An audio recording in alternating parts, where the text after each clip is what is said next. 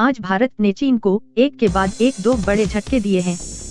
पहली खबर ये है कि भारत संयुक्त रूप से तेल टैंक फार्म विकसित करने के लिए श्रीलंका के उत्तर पूर्वी त्रिंकोमाली प्रांत में एक लंबे समय तक चलने वाले समझौते पर हस्ताक्षर करने के लिए तैयार है, जो कि भारत का चीन की विरुद्ध श्रीलंका में भारत के प्रवेश के तौर पर देखा जा रहा है।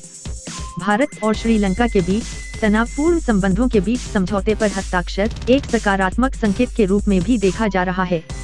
मालूम हो कि इसी समय श्रीलंका और चीन के बीच जैविक उर्वरक की एक खराब कंसाइनमेंट को लेकर बहुत तनाव है।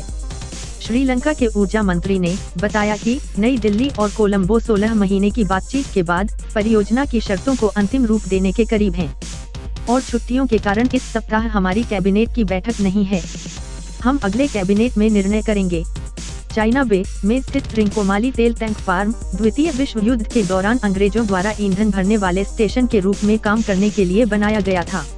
यदि तेल टैंक फार्म फिर से उपयोग के लिए उपयुक्त हो तो लगभग एक सदी पुराने इन तेल टैंकों में तत्काल सुधार की आवश्यकता है और जिसकी कीमत लाखों डॉलर हो सकती है। स्थानीय मीडिया रिपोर्टों के अनुसार त्रिंकोमाली तेल फार्म में 12,000 किलोलीटर की क्षमता वाले 99 भंडारण टैंक हैं और ऊपरी टैंक फार्म और निचले टैंक फार्म में फैले हुए हैं, जहां इंडियन ऑयल कॉरपोरेशन की सहायक कंपनी LIOC वर्तमान में 15 टैंक चलाती है।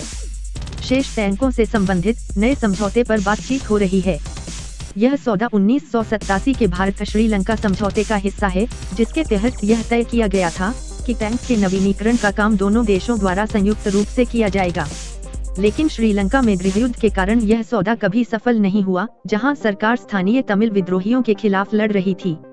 अब हम बढ़ते हैं अपनी दूसरी खबर की तरफ। तो दूसरी खबर ये है कि मनीला में फिलीपींस के बजट डिपार्टमेंट ने सशस्त्र बलों के coast based antiship missile system और लड़ाकू उपयोगिता हेलीकॉप्टरों के अधिग्रहण के लिए की प्रारंभिक धनराशि जारी की है।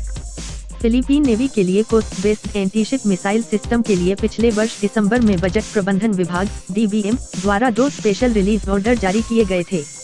मालूम हो कि SARO ही फिलीपींस राष्ट्रीय रक्षा विभाग को अनुबंध को अंतिम रूप देने की अनुमति देता है और फिलीपींस को गवर्नमेंट टू गवर्नमेंट एग्रीमेंट में भारत की ब्रह्मोस सुपरसोनिक क्रूज मिसाइल बेची जानी है।